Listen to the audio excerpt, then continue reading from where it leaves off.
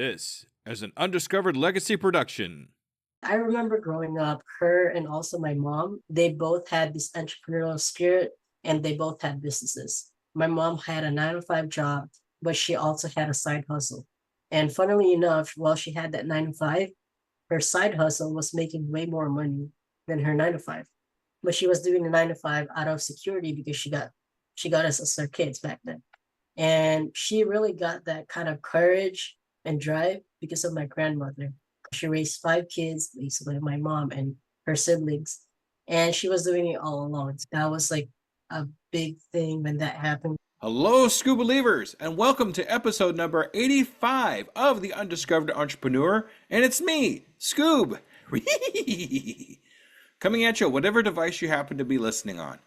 All right, today's episode is going to be awesome. But before we get into the episode, I just want to give you a quick reminder about October 22nd at 4 p.m. Central Time, where I'm going to be talking on my very first stage. Make sure you keep an eye out for the invites so you could join me in learning something maybe new, something a little bit different that will make a big difference in your life. All right, so today we are talking to RG. Now, RG is a friend of mine that I actually met on Facebook, and they just had a fantastic story about their entrepreneur adventure and where they came from. I'm so excited to have you to listen to this story. He went from being an immigrant teenager to successful entrepreneur. RG's journey from the Philippines to the U.S. Navy, and how his grandmother's tragic passing ignited his entrepreneurial adventure, and how it really made a big difference in driving him forward and what she actually meant to him. We talk about overcoming introversion to build a thriving digital marketing agency, discover how RG conquered their fear of talking to people and learning to delegate, transforming from a solo freelancer to a business owner with an international impact. So ladies and gentlemen, let's listen to RG. Salutations, Skoob believers, and we are here again on the Undiscovered Entrepreneur. Get across the start line. And today we're talking to a new entrepreneur. We're talking to RG. Hey, RG, how you doing? Hey, how's it going? I'm doing well. How are Fantastic. you? Great, great. Thanks so much for being on the Undiscovered Entrepreneur. I really super appreciate you. Thank you so much for having me here. All right. So before we go any further, I want to give you kind of a little semi-serious question to ask. Are you ready? Yep. All right, here we go. Are you a Skoob believer? Heck yeah. All right. Thank you, RG, for being a Skoob believer. I super appreciate you. All right. So, RG, tell me a little bit about how you got across the start line in your entrepreneur adventure, what it is, and give me all the good juicy stuff. What do you think? Yeah, definitely. But before we start with that, I want to introduce myself to kind of like show the now versus the then. But basically, my name is RG Enzon, active duty Navy sailor. I'm also doing investing and also a business owner on the side.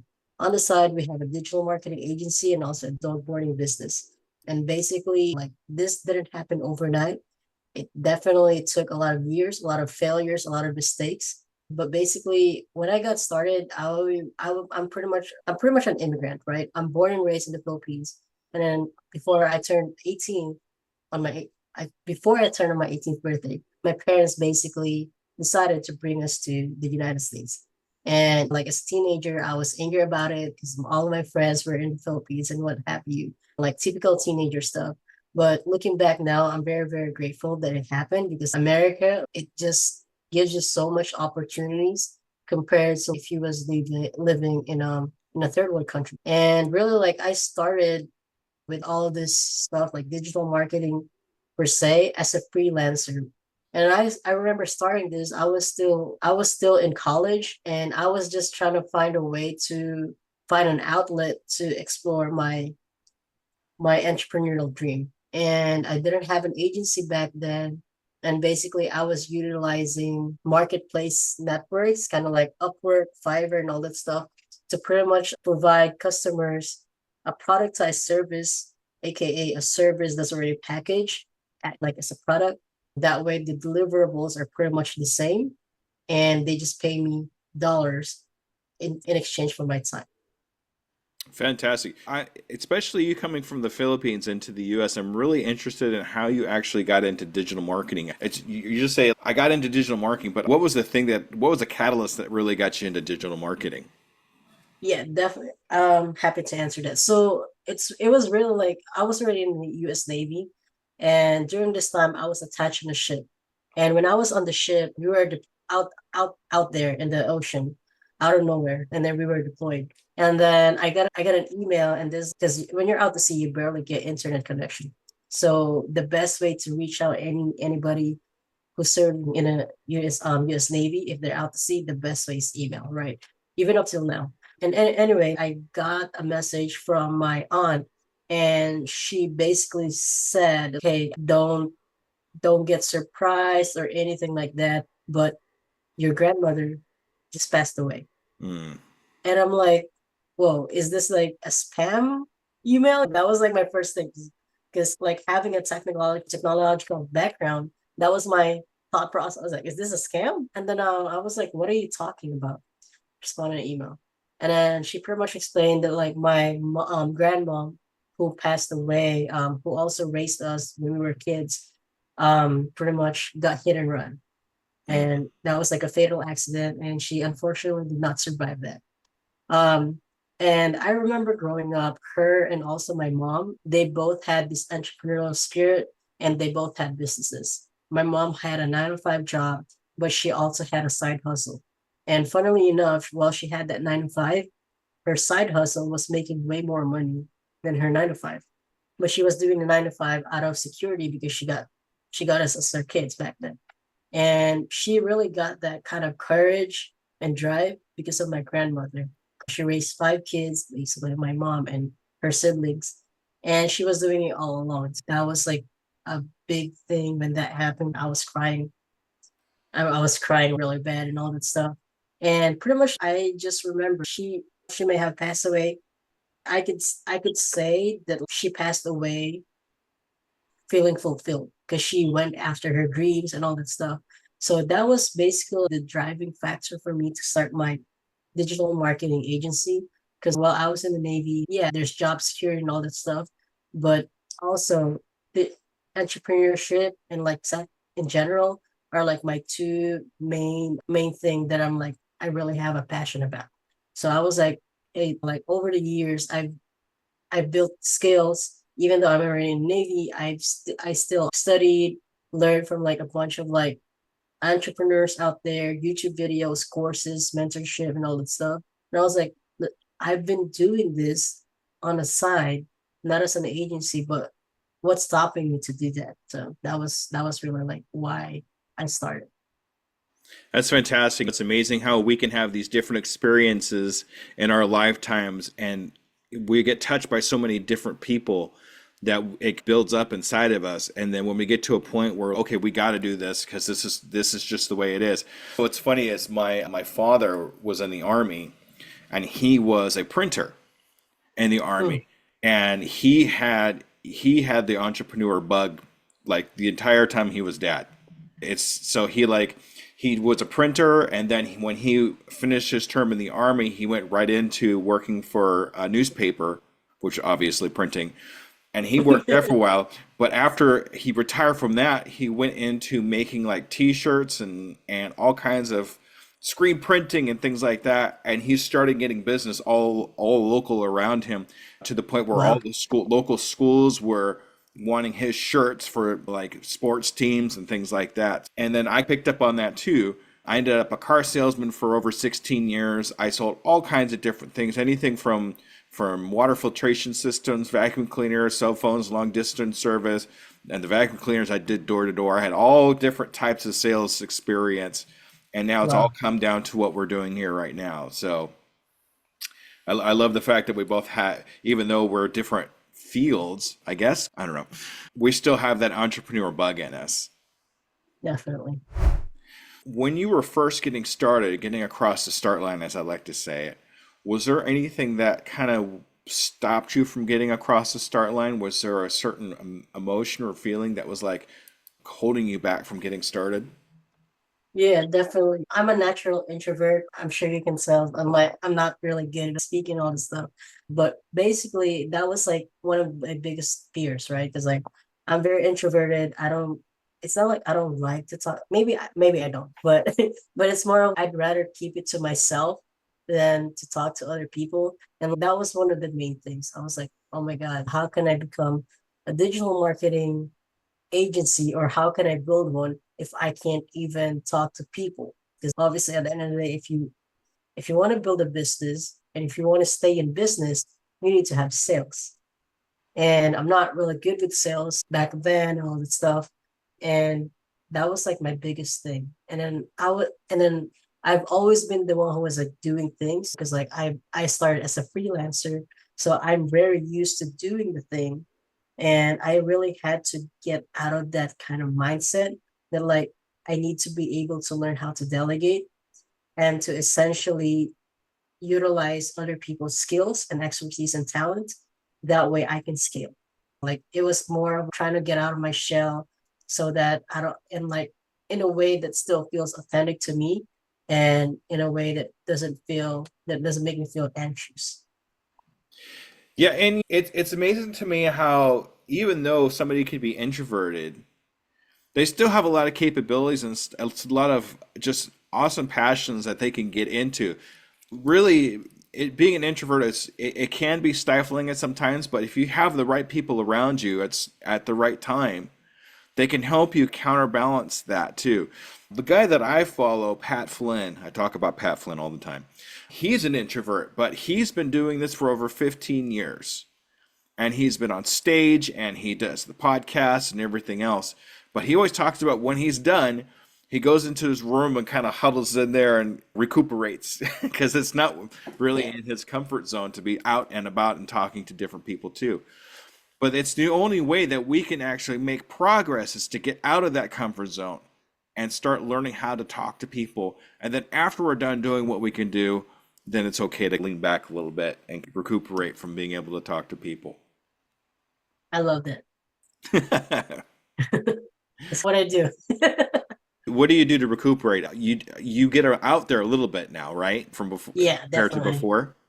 Oh yeah. It's the same. Probably not as dramatic as doing that, but just kind of like getting into, for example, like our bedroom and just be just basically chilling there and all this stuff. Just to kind of like kind of, I guess, kind of like shaking off that extroverted energy or talking to people kind of energy and just being like, oh my God, I just want to be on my little safe space kind of thing. Yeah. It's funny for me because if you couldn't tell already, like a huge extrovert. So I gotta be out there. If I'm by Oh wow. myself in a room, I get nervous. It's so Really? weird how I'll start imagining people around me because I want people around me so much. If I get into, there was a time that I worked at a Walmart and it was overnight stocking and there was nobody around me at all. And that was so uncomfortable for me not having somebody to talk to and kid around with and stuff. I wasn't there very long because I couldn't handle it much longer. But Oh I wow. I think the important thing in here is to have people that counterbalance what you can't accomplish. So before we started recording, you said that somebody else was the face of the company. Yeah, Now, who is that? that's my wife. Are you allowed to say her name? I don't know. I don't want to get you in trouble. Yeah, Maria. Okay. Yeah, So she did. very very generic name. That's okay. I know a lot of Marias.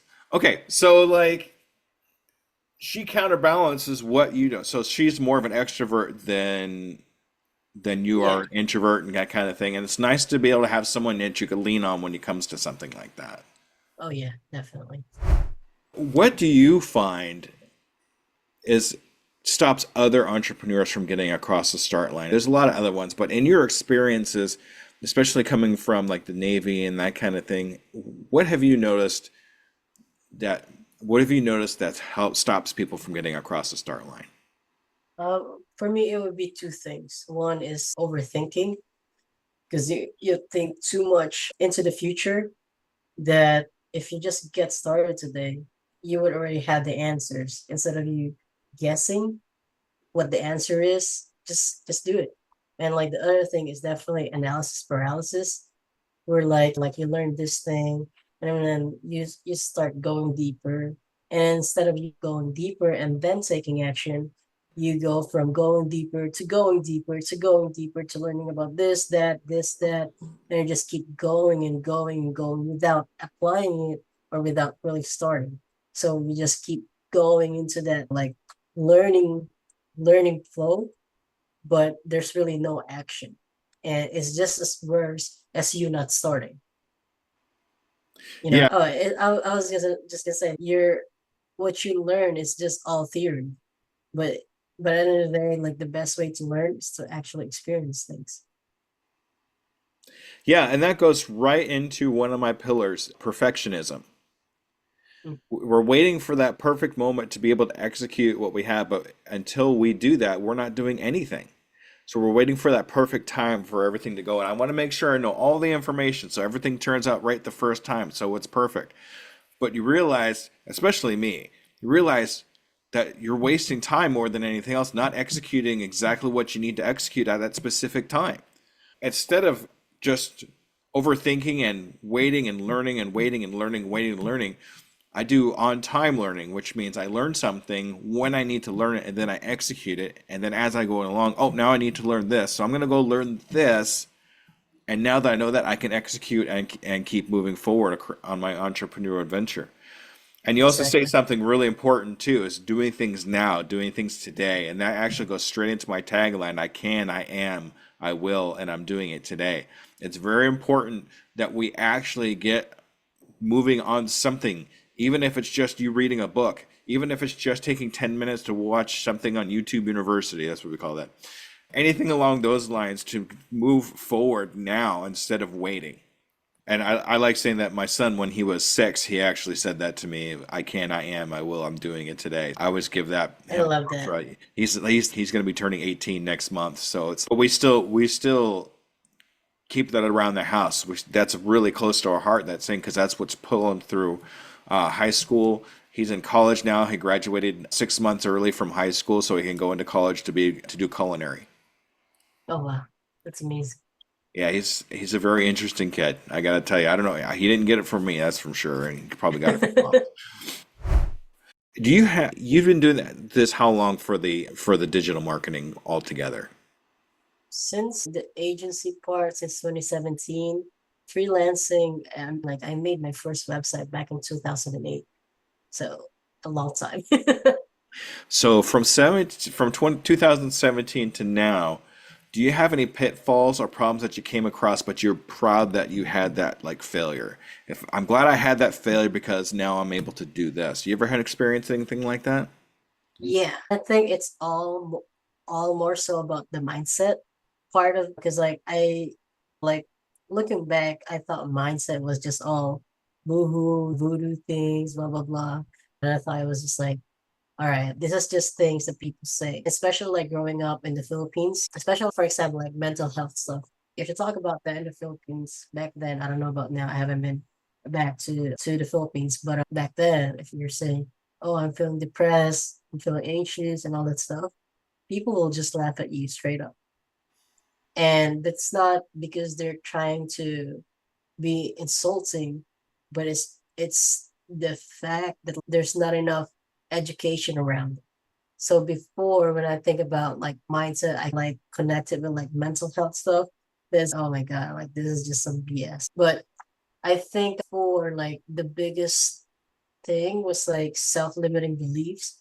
Like I had where it's like, can I do this? Like something like, why would people buy from me? Something like that. And then I guess like the way I've overcome it was like I started looking at like, competition around me. Because at first, like I was trying to act like I'm already big when I'm not, right? Because you start from somewhere. And what I mean by that is like when I started my own digital marketing agency, I've always thought that I had to have a front office. I've had to have staff, like just the traditional way of doing business.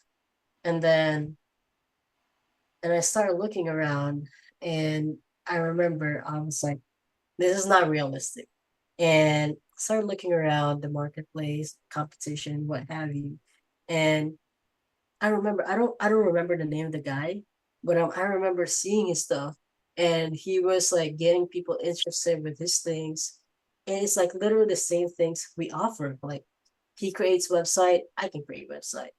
He creates funnels, I can create funnels. Easy stuff. To me, that's easy. And I was like, wow, like how did this guy do this? But I see the products that he produced, and it's nothing crazy.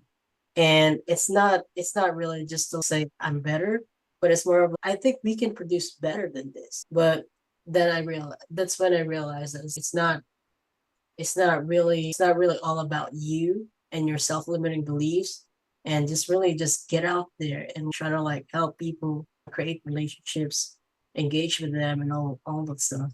Because if you don't get yourself out there, you're always going to have that kind of self-limiting belief, and it's all really inside your brain. So if you just get out of your brain and just start doing things, like a lot of things can happen, and a lot of it are positive more than negative thoughts that you have in your head. Fantastic explanation. That's really what it's all about too. Mindset is so different than what most people think it is. Yeah, especially when I first started out, I thought I was a little woo-woo myself too, to be honest with you. But the more books I read and the more people that I talked to, I realized that having a positive mindset is really something that is accomplishable, that changes everything about you and your It's life. huge. It's huge. You wouldn't even known who I was about 4 or 5 years ago. Whole different person. Very, Wow. very negative, very selfish, and that kind of thing. But once I really got into podcasting and my communication changed and my wordings changed, and then my thoughts followed right behind it, it was all about what was up here. And then Yeah. helping other people, that is the biggest thing. What we do is not for ourselves. What we do is for other people that are out there that need our help, need our expertise to be able to move on to whatever they need to accomplish. And once we help them, hopefully at one point or another, they help us back, whether it be monetary, whether it be being able to contact somebody that might be monetary later on. It's all an exchange. Yeah. But money ends up just being the byproduct of how well we help other people. And that's really what it turns out to. It sounds like a lot of what you experienced was actually imposter syndrome. Yeah. Because you It say really is. a lot of what you said was a lot of the key words that define imposter syndrome. Who am I to do this? Why can't I be like him? Why don't I have a big group of people that's working underneath me? I can't do anything until I have a bunch of people working underneath me. But how do I get to that point? So it just is like you finally came to the realization that you can do things because you're who you are. You Yeah. have your own mindset. You have your own ways to be able to accomplish things, and then people will follow you for you. Yeah. Definitely. So that's great. That's amazing. We're going to look at the other side of this now.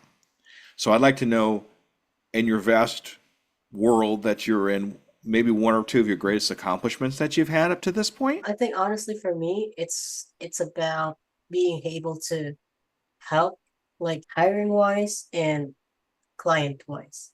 Because a lot of the businesses that we help, I call them small business, but really if I really had to dig in deeper, like the background of all these people pretty much are like military people, veterans, active duty, and all that stuff.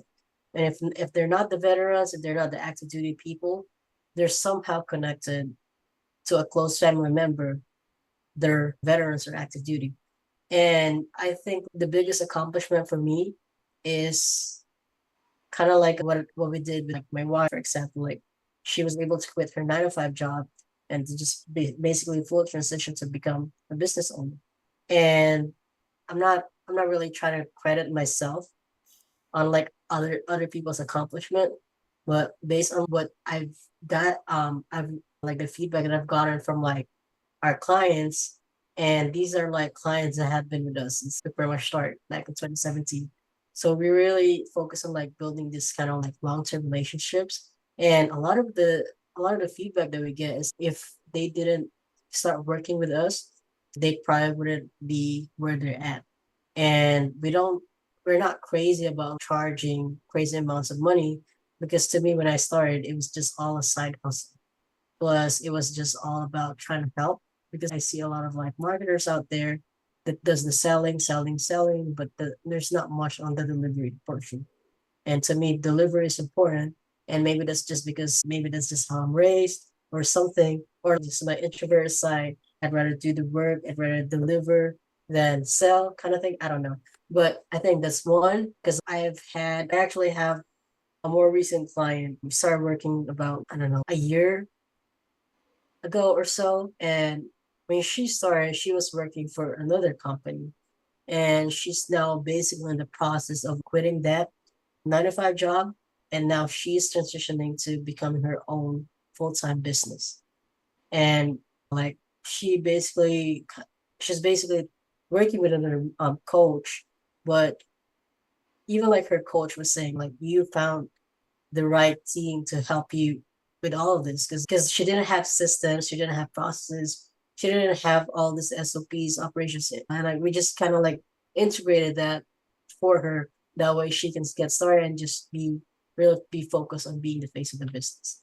And that's number one. And I think number two, because like I outsource, especially I get a lot of my talents from either India, Pakistan, or the Philippines. I think like really just helping those people get those jobs because like you when you pay them US dollars, that is a big differentiating factor compared to them getting hired locally. And it changes not only their lives but people that they're responsible for. And because if you get a job, for example, in the Philippines, you might get, I don't know, probably like 30,000 pesos. And 30,000 pesos is only 600 bucks. Not very big money. And if you're trying to support your kids through high school, college, or whatnot, trying to support your family in general, that's really not going to go too far. But because we're able to get clients here in the United States and I just outsource, I'm able to one, get talent for, I guess, like a more affordable rate, but also number two, I get to help them. And with that, I'm able to hire more and hire faster and achieve more faster. I'm just really happy about that. And I think that those are like my two biggest wins. That's fantastic. Yeah, you make a good point too. You're not just touching one life. No matter what you're doing, you're not just touching one life, but you're touching the lives of the people that, let's see, how can I explain this better? You're not just touching the life of the one person. You're touching the lives of the one person and people that are associated with that one person. Their kids, their family, their grandma, grandpa, whatever it is that they're responsible for. You're touching their lives too, even if it's indirectly. And that's, you make a good point about being outsourcing that kind of thing too. But you're also touching the lives of your client, like you were talking about just a minute ago, and then helping her family too at the same time because you're Yeah, helping her succeed. And that's just how we change the world. It's just one person at a time, and it just spreads from there. So exactly. you make a great point. All right, if you were to give advice to an entrepreneur that's just getting started, what do you think that piece of advice would be? When I get asked this question, my answer used to be just start. And I think that's a really good advice because a lot of people get stuck with thinking and not doing. But I think now, if answering that question, I think start, but stay committed to the point where even when you struggle, even when you have bad days after bad days, don't quit. Because when you quit, you're quitting on yourself. And when you quit on yourself, you're not gonna have that confidence back for a very long time because you tried this entrepreneurship thing but didn't win at it. And if you quit, you're not gonna see the wins later on because not everything happens fast. And I'm sure you can relate to this, like with your entrepreneurship journey. Like you didn't get your first, let's just say 100K, 1 million within a day. So what even if you have a job, like you didn't get to the higher position or like the higher pay scale, you had to invest time, energy, skill set, expertise on it before you got there. So to me, it's all about not quitting when you start. So That way you feel that win eventually. Exactly. What we do is not the short game. It's No, never the not at short game. all. It's always a long game. And a lot of people think that when you're an entrepreneur, it's a short game. It's going to happen. It's going to happen in 6 months. It's going to happen. No. It's No. just like any other thing where if you're in a company, it takes you years to be able to move up into that ladder. It's very similar to entrepreneurship, but it's not so much of climbing a ladder, it's a learning curve. Because we have to figure out what we're really good at. And then what we're really good at, we have to learn more about what we're really good at so we can have those experiences and move on to the next level, move on to the next thing, get to that point. But it's not going to be an overnight thing. It's not even going to be a year thing. I'm on year three right now. I still feel like I just got started. But at the same Yeah. time, I've learned so much up to this point. I'm hoping that it'll keep going. And I want to do this until I'm gonna tell you right now, I'm gonna do this until I fall over.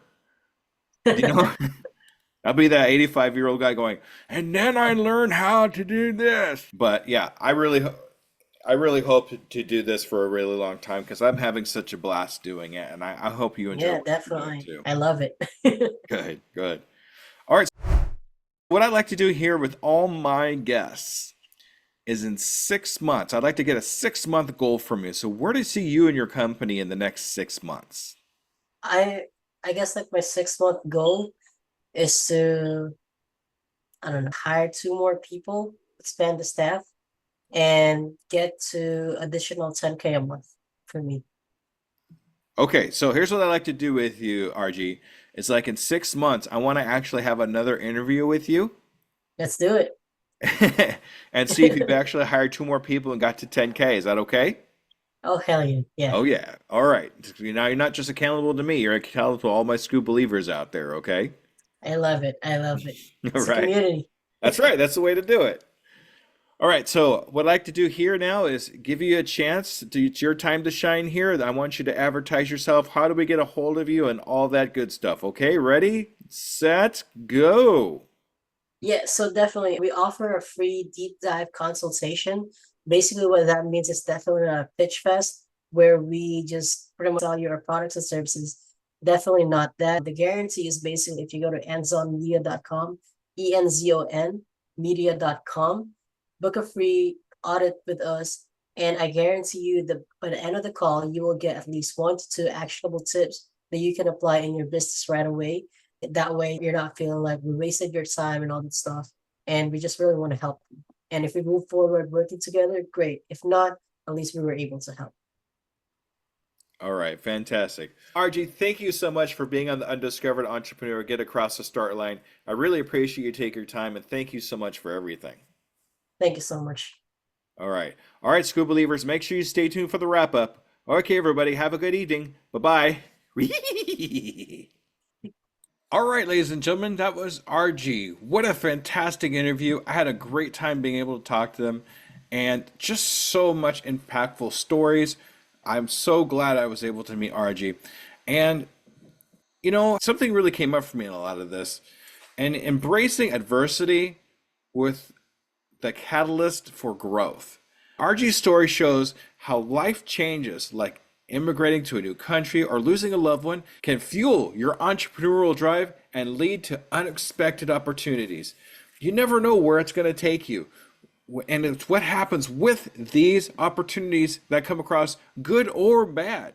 Good times or bad times, what we do with those things makes us who we are. Whether we take them for a positive thing or a negative thing, it's what we do inside our hearts and inside our heads with these things that make us who we are as humans, that make us who we are as people, and push beyond the comfort zone to unlock your potential. Despite being an introvert, RG learned to overcome his self-limiting beliefs and build a successful digital marketing agency, providing that personal growth often lies just outside of our comfort zone. So when we feel uncomfortable, it probably means we're in the right place. We got to get out of that comfort zone if we're going to move ahead. We can't always be stuck in that little corner, that little warm, fuzzy place. We have to push forward with things that we're not sure about. And then when we do that, we realize we can actually get new things done, accomplish new things, move on to greater things, things that are next level, next level, next level. But it all starts with you getting out of that comfort zone. And with that, I'll say thank you very much for another fantastic episode of the Undiscovered Entrepreneur Get Across the Start Line. And I will see you next week.